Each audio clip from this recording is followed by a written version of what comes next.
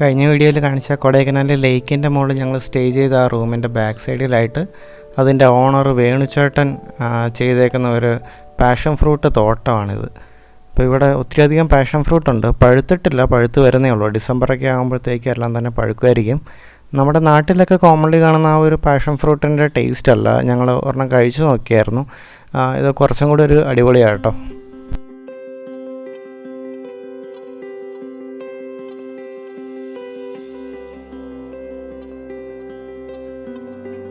ഒരു വർഷം 10,000-12,000 കായ്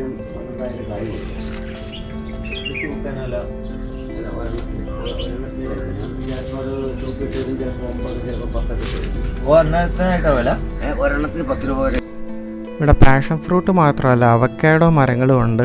കുറേയൊക്കെ പൂത്ത് നിൽപ്പുണ്ടായിരുന്നു. പിന്നെ താഴെ ഒരു മരത്തിൽ അത്യാവശ്യം ഒരു 5-6 കായ ഉണ്ടായിരുന്നു പഴുത്തത്. അപ്പോൾ ഞങ്ങൾ പൂണ്ടി പോയിട്ട് റിട്ടേൺ വന്നപ്പോൾ ഇവിടെ തന്നെ കേട്ടോ സ്റ്റേ എടുത്തത്. ഞങ്ങൾ പൂമ്പാറ അല്ലെങ്കിൽ ആ ഒരു ഏരിയയിൽ വന്ന് സ്റ്റേ അടിക്കാനാണ് പ്ലാൻ ചെയ്തത്. പക്ഷേ ഞങ്ങൾ ആ മഴയൊക്കെ കിട്ടിയതുകൊണ്ട് കുറച്ചും കൂടെ റിഫ്രഷ്ഡ് ആയിട്ട് ഞങ്ങൾ കൊടൈക്കനാൽ 7 മണിയായപ്പോൾ എത്തി. അപ്പോൾ ഞങ്ങൾ ലഗേജ് ക്യാരി ചെയ്ത് വെറുതെ ആയി. ഇവിടെ തന്നെ സ്റ്റേ എടുക്കാനായിരുന്നു. ഞങ്ങൾക്ക് ശരിക്കും ലഗേജ് ഇവിടെ വെച്ചിട്ട് പോയിട്ട് വന്നാൽ മതിയായിരുന്നു. എനിവേ വെറുതെ കുറച്ച് ലഗേജ് വെച്ച് ഞങ്ങൾ ചവിട്ടി. ഇവിടുന്ന് ഞങ്ങൾ ഇറങ്ങുവാണ് രാവിലെ ഒരു 6:45 ആയിട്ടുണ്ട്. അപ്പോൾ അതുപോലെ തന്നെ മോർണിംഗ് വാക്കിന് നമ്മൾ കഴിഞ്ഞ ദിവസം കണ്ട ആൾ ഇന്നും ഇവിടെ ഉണ്ട് കേട്ടോ. അപ്പോൾ അതാണ് ഞാൻ പറഞ്ഞത്, ഒരു 6:30-7 മണി റേഞ്ചിൽ ആളെപ്പോഴും ഈ ഒരു ബ്രിഡ്ജിൻ്റെ പരിസരത്തായിട്ട് കാണാം, ലേക്കിൻ്റെ അവിടെ. സമയം ഇപ്പം 7 മണി ആയിട്ടേ ഉള്ളൂ. ബ്രേക്ക്ഫാസ്റ്റ് ഞങ്ങൾ പഴനി പോയി കഴിക്കാൻ വേണ്ടിയിട്ടാണ്. ഇവിടുന്ന് തിരിച്ച് ഞങ്ങൾ വന്ന വഴി തന്നെയാണ് കേട്ടോ പോകുന്നത്. പഴനി പൊള്ളാച്ചി ആ ഒരു റൂട്ട് തന്നെയാണ്. ഇന്നിപ്പോൾ നമ്മുടെ റൈഡിൻ്റെ 4ാമത്തെ ദിവസമാണ് കേട്ടോ. അപ്പം ഇന്നും നാളെയും റിട്ടേൺ ജേണിയാണ്. 4th day and 5th day, Saturday Sunday return ജേണിയാണ്. ഇവിടെ നിന്ന് തിരിച്ചു പോകാൻ പല ഓപ്ഷൻസ് ഉണ്ട് കേട്ടോ. പഴനി കൂടാതെ തന്നെ നമുക്ക് തേനി വഴി ബോഡിമെട്ട് മൂന്നാർ അങ്ങനെ പോകാം. അല്ലെങ്കിൽ തേനിയിൽ നിന്ന് നേരെ പോയാൽ കുമ്മളി എത്തും, അവിടെ നിന്ന് നേരെ പോകാം. അങ്ങനെ പല സൈഡിൽ നിന്ന് വരുമ്പോൾ കുറേയധികം ഓപ്ഷൻസ് ഉണ്ട്. ഞങ്ങൾക്ക് എറണാകുളം സൈഡ് പോകേണ്ടത് കൊണ്ട് പാലക്കാട് കയറി തന്നെ പോവുകയാണ്. അപ്പോൾ ഇവിടെ നിന്ന് ഡൗൺ ഹില്ലാണ്. നമ്മൾ കഷ്ടപ്പെട്ട് ചവിട്ടിക്കയറ്റ കയറ്റം മൊത്തം നമുക്കിനി ആ ഒരു തണുപ്പൊക്കെ ആസ്വദിച്ച് നല്ല സ്പീഡിൽ ചവിട്ടി ഇറങ്ങാം. പിന്നെ വീതി കുറവാണ് കമ്പാരിറ്റീവ്ലി. മൂന്നാർ റോഡൊക്കെ വെച്ച് നോക്കുമ്പം കുറച്ചും കൂടെ വീതി കുറവാണ്. അതുകൊണ്ട് അത്ര സേഫ് അല്ല.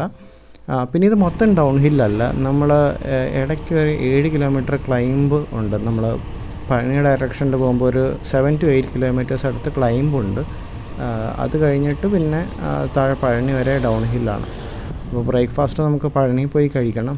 പഴനി നമുക്ക് ജസ്റ്റ് ഒന്ന് അമ്പലത്തിൻ്റെ പരിസരത്ത് ഒന്നും കൂടെ ഒന്ന് കയറുന്നുണ്ട്. നമ്മൾ കുറച്ച് പേർക്ക് പഞ്ചാമൃതവും കാര്യങ്ങളൊക്കെ മേടിക്കാനുണ്ട്. എന്തായാലും നമ്മൾ ഇത്രയും ലീവ് എടുത്ത് വന്നേക്കും. അപ്പോൾ തിരിച്ച് ഓഫീസിലോട്ടും വീട്ടിലോട്ടൊക്കെ ചെല്ലുമ്പോൾ എന്തെങ്കിലും സോപ്പിടാൻ എന്തെങ്കിലുമൊക്കെ വേണം. അതുകൊണ്ട് കുറച്ച് സാധനങ്ങളൊക്കെ കൊടൈക്കനാലിൽ നിന്ന് കുറച്ച് ചോക്ലേറ്റും കാര്യങ്ങളൊക്കെ വാങ്ങിച്ചിട്ടുണ്ട്. നമ്മൾ ഇങ്ങോട്ട് വന്നപ്പം ഇവിടെയൊക്കെ അത്യാവശ്യം വെയിലും കാര്യങ്ങളൊക്കെ ആയിരുന്നു. നമുക്ക് അത്ര അങ്ങ് എൻജോയ് ചെയ്യാൻ പറ്റില്ല. ഇവിടുത്തെ ഒരു യഥാർത്ഥ വ്യൂ കിട്ടിയില്ലായിരുന്നു. പക്ഷേ ഇപ്പം നമ്മൾ ഡൗൺ ഹിൽ ചെയ്യുമ്പം ഇവിടെ മൊത്തം കോട ഇറങ്ങി കിടക്കുമായിരുന്നു. ഇപ്പോഴാണ് അതിൻ്റെ ഒരു ശരിക്കും ബ്യൂട്ടി ഞങ്ങൾക്ക് എൻജോയ് ചെയ്യാൻ പറ്റുന്നത്. അപ്പം അതുകൊണ്ടാണ് ഈ റിട്ടേൺ ജേണി എപ്പോഴും സ്പെഷ്യലാണ്. നമ്മളോർക്ക് ഈ വന്ന വഴിനെ തിരിച്ചു പോകുമ്പോൾ കാഴ്ചകളില്ലെന്ന് ഓർക്കും, അതേ സാധനം കാണണമല്ലോ എന്ന് ഓർക്കുമെങ്കിലും പലപ്പോഴും ഓരോ യാത്രയും നമുക്ക് റിട്ടേൺ ജേണിയിൽ ഒരുപാട് പുതിയ കാഴ്ചകൾ കാണും.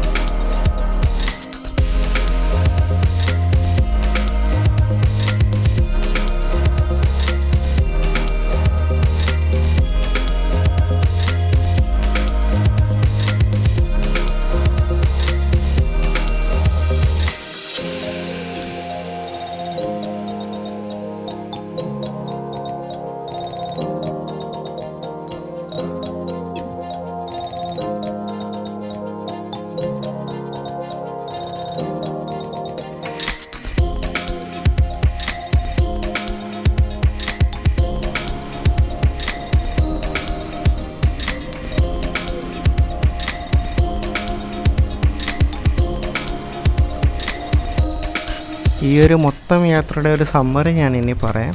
ഇതിൻ്റെ ഒരു എക്സ്പെൻസ് ഒത്തിരി പേര് ചോദിച്ചിരുന്നു. അപ്പോൾ ഞങ്ങൾക്ക് ഈ 5 ദിവസം ഫുഡ് ആൻഡ് അക്കോമഡേഷൻ്റെ എല്ലാ ചിലവും ഉൾപ്പെടെ 3500 രൂപയ്ക്ക് അടുത്താണ് ആയിട്ടുള്ളത്. അപ്പോൾ അതിൽ ഈ കൊടൈക്കനാലിൽ 2 ദിവസം ഞങ്ങൾ 1500 രൂപയുടെ സ്റ്റേ എടുത്തപ്പോഴാണ് ഞങ്ങളുടെ ബഡ്ജറ്റ് കുറച്ചൊന്ന് പ്ലാൻ്റെ പുറത്ത് പോയത്. കാരണം ഞങ്ങൾ സാധാരണ എടുക്കുന്നതൊക്കെ ഭയങ്കര ലോ ബഡ്ജറ്റ് സ്റ്റേ ആണ്. നമ്മൾ 4 പേർക്കല്ലേ 3 പേർക്ക് ഒരു 800 രൂപയ്ക്കും 700 രൂപയ്ക്കൊക്കെ കിട്ടുന്ന റൂമിലൊക്കെ ഞങ്ങൾ അഡ്ജസ്റ്റ് ചെയ്യാറുണ്ട്. പക്ഷേ കൊടൈക്കനാലിൽ ഞങ്ങൾ അത്യാവശ്യം നല്ല സ്റ്റേ തന്നെയാണ് ഓപ്റ്റ് ചെയ്തത്. അപ്പം അതാണ് ഇതിൻ്റെ ഒരു എക്സ്പെൻസ് എന്ന് പറയുന്നത്. പിന്നെ ഒരുപാട് പേര് ചോദിക്കുന്ന ഡൗട്ടാണ് ഈ വീഡിയോ എടുത്ത ക്യാമറ ഏതാണെന്നും സൈക്കിൾ ഏതാണെന്നൊക്കെ. അപ്പോൾ ഈ വീഡിയോ എടുക്കുന്നതെല്ലാം GoPro 10-ലാണ് വീഡിയോസ് എടുക്കുന്നത്. ഞാൻ യൂസ് ചെയ്യുന്ന ബൈക്ക് ബർഗമൗണ്ടിൻ്റെ റിവോക്സ് 4 എന്ന് പറയുന്ന MTB ആണ്. ജിനോജേട്ടൻ യൂസ് ചെയ്യുന്നത് മെറിഡ ബിഗ് 7 MTB ആണ്. നമ്മുടെ ജിതിൻ ട്രിവാൻഡ്രം യൂസ് ചെയ്യുന്നത് മാരിൻ്റെ GSX എന്ന് പറയുന്ന ഗ്രാവൽ ബൈക്കാണ്. അതുപോലെ ആദ്യത്തിൻ്റെ ഇരിക്കുന്നത് കൊന സൂത്രയുടെ സ്പെഷ്യൽ എഡീഷൻ, അതൊരു പ്യുവർ ടൂറിംഗ് ബൈക്കാണ്. പിന്നെ ഒത്തിരി പേര് ചോദിച്ച ചോദ്യമാണ് MTB വെച്ച് ഇത്രയും ലോങ് ഒക്കെ പോകാൻ പറ്റുമെന്ന്. അപ്പോൾ ഒരു 630 കിലോമീറ്ററോളം ടോട്ടൽ റൈഡ് ഞാനും ജിനോജേട്ടനും MTB വെച്ചിട്ടാണ് കവർ ചെയ്തത്. അതുപോലെ MTBയിൽ ലോങ് പോകുന്ന ഒരുപാട് ആൾക്കാരുണ്ട്. കമ്പാരിറ്റീവ്ലി കുറച്ച് റോളിങ്ങിൻ്റെ കുറവുണ്ടെങ്കിലും നമ്മുടെ ഒരു എഫിഷ്യൻസി പോലെ ഇരിക്കും കേട്ടോ. അപ്പോൾ ജിനോജേട്ടനൊക്കെ അത്യാവശ്യം ഡെയിലി റൈഡും കാര്യങ്ങളും അതിനനുസരിച്ചിട്ടുള്ള വർക്കൗട്ടും കാര്യങ്ങളൊക്കെ ചെയ്യുന്നുണ്ട്. അപ്പോൾ ചേട്ടനൊക്കെ മൂന്നാറൊക്കെ നിസ്സാര ടൈം കൊണ്ടൊക്കെ പോയി വരാറുണ്ട്. അപ്പോൾ അതുകൊണ്ട് നമ്മുടെ ബൈക്കിനേക്കാളും കൂടുതൽ നമ്മുടെ എഫിഷ്യൻസിയാണ് പ്രധാനം. അതിപ്പം ഏത് ബൈക്കാണെങ്കിലും റോഡാണെങ്കിലും ഏതാണെങ്കിലും. പിന്നെ MTB യൂസ് ചെയ്യുകയാണെങ്കിൽ അതിനനുസരിച്ചിട്ട് കുറച്ച് എഫേർട്ട് ഇടുകയാണെങ്കിൽ നമുക്ക് MTB കൊണ്ട് ലോങ് പോകാൻ പറ്റും.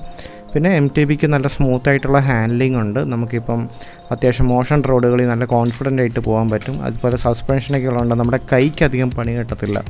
ഇപ്പോൾ റോഡ് ബൈക്കൊക്കെ ഗ്രാവലൊക്കെ യൂസ് ചെയ്യുന്ന നേരിടുന്ന പ്രധാന പ്രശ്നം കൈക്ക് കിട്ടുന്ന വേദനയാണ്. എത്ര നല്ല ഗ്ലൗസ് യൂസ് ചെയ്താലും ഇത്രയും ലോങ് ജേർണിയുടെ കാര്യം കേട്ടോ ഞാൻ പറയുന്നത്. ചെറിയ റൈഡൊന്നും കുഴപ്പമില്ല, നല്ല റോഡ് ഇപ്പോൾ എറണാകുളത്തെയൊക്കെ ഹൈവേ ഒക്കെ കുഴപ്പമില്ല. പക്ഷേ ഹൈ റേഞ്ച് സൈഡ് അല്ലെങ്കിൽ നമ്മുടെ ഇവിടുത്തെ ഇപ്പോൾ വന്ന പോലത്തെ മോശം റോഡുകളൊക്കെ ആണെങ്കിൽ ഒത്തിരി കുഴിയിലൊക്കെ ചാടിക്കഴിഞ്ഞാൽ കൈക്ക് വേദന കിട്ടും. MTBയിൽ ആ ഒരു ഇഷ്യൂ കുറവാണ്. പളനി ഒരു 11 മണി 11:30 റേഞ്ച് എന്തായപ്പോൾ എത്തി. എന്നിട്ട് അവിടെ നിന്ന് ബ്രേക്ക്ഫാസ്റ്റൊക്കെ കഴിച്ചു. കുറച്ച് ലേറ്റായി, എന്നാലും വലിയ വിശക്കുന്നൊന്നുമില്ലായിരുന്നു. അത് കഴിഞ്ഞ് പിന്നെ ഞങ്ങൾ പൊള്ളാച്ചി ഹൈവേയിൽ കയറി. നല്ല വെയിലായിരുന്നു കേട്ടോ. നമ്മൾ ആദ്യത്തെ ആ ഒരു ദിവസങ്ങളൊക്കെ അങ്ങോട്ട് പോയ സമയത്ത് ആ ഒരു മഴക്കാറുള്ളതുകൊണ്ട് നമ്മൾ പെട്ടെന്ന് എത്തി. ഇന്നാണ് ശരിക്കും ഈ ഒരു റോഡിൻ്റെ ഭീകരത മനസ്സിലാക്കിയത്. നല്ല റോഡാണ്, പക്ഷേ വെയിലുണ്ടെങ്കിൽ വെയിലും കാറ്റും കൂടി ആകുമ്പോൾ വണ്ടി അങ്ങ് മൂവ് ചെയ്യത്തില്ല.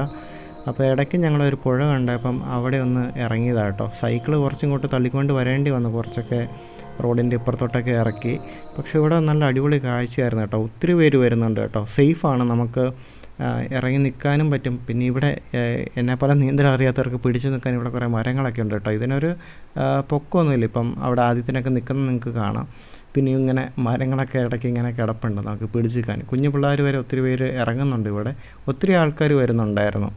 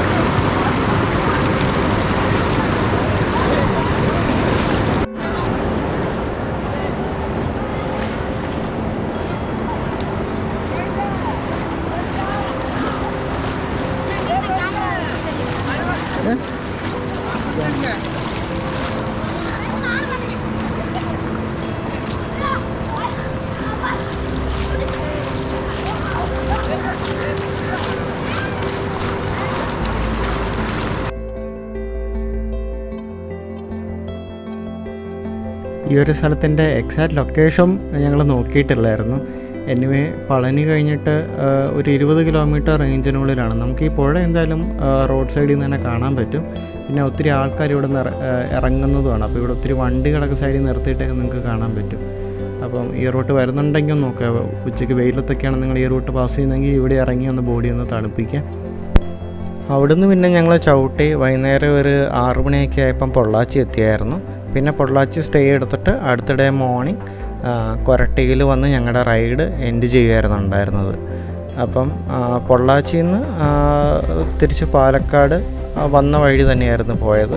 ഞാൻ ജിതിനും കൊരട്ടി വരെ ഉണ്ടായിരുന്നു. ജിതിൻ അടുത്ത ദിവസം ട്രിവാൻഡ്രത്തോട്ട് ട്രെയിന് സൈക്കിൾ കയറ്റിക്കൊണ്ട് പോയി. പിന്നെ അടുത്ത ദിവസം വർക്ക് ഉണ്ടായിരുന്നതുകൊണ്ടാണ് ഞങ്ങൾ പെട്ടെന്ന് തന്നെ ഈ ഒരു റൂട്ട് തന്നെ സെലക്ട് ചെയ്ത് പെട്ടെന്ന് തിരിച്ചു പോകുന്നത്. എനിവേ 5 ദിവസം കൊണ്ട് ഞങ്ങൾക്ക് മാക്സിമം കുറേ പേരുടെ ആഗ്രഹമായിരുന്നു കൊടൈക്കനാലിൽ പോയി വരിക എന്നുള്ളത്. ഇനി അത് മാക്സിമം എൻജോയ് ചെയ്യാൻ പറ്റി. ഈ റൈഡിൽ ഞങ്ങളുടെ ഒപ്പം വരാൻ പറ്റാതിരുന്ന ഒത്തിരി ഫ്രണ്ട്സ് ഉണ്ട്. ഇനി അവരെയും കൂട്ടി ഒന്നും കൂടെയൊക്കെ ഞങ്ങൾക്ക് ഇതുപോലെ അവധി കിട്ടുമ്പോൾ എന്തെങ്കിലുമൊക്കെ പോകണം എന്നുണ്ട്. ഈ ഒരു റൈഡായിട്ട് ബന്ധപ്പെട്ട് നിങ്ങൾക്ക് എന്തെങ്കിലും ഡൗട്ട് ഉണ്ടെങ്കിൽ നിങ്ങൾക്ക് കമൻറ്റിൽ ഒന്നിടാവുന്നതാണ്. ഞാൻ പറ്റുന്നതൊക്കെ ആൻസർ ചെയ്യാം. കാരണം ഒത്തിരി പേര് ഈ ലോങ് റൈഡ് പോകുന്നതിനെ പറ്റി ഡൗട്ടുകൾ ചോദിക്കുന്നുണ്ടായിരുന്നു. അപ്പോൾ അടുത്തൊരു കുറേ ലോങ് റൈഡുകളൊക്കെ പ്ലാൻ ചെയ്യുന്നുണ്ട്. അപ്പം അതിൻ്റെ കാഴ്ചകളൊക്കെ ആയിട്ട് നമുക്ക് വീണ്ടും കാണാം. അപ്പോൾ ഈ ഒരു സീരീസ് മൊത്തം കണ്ടതിന് നന്ദി. Thank you.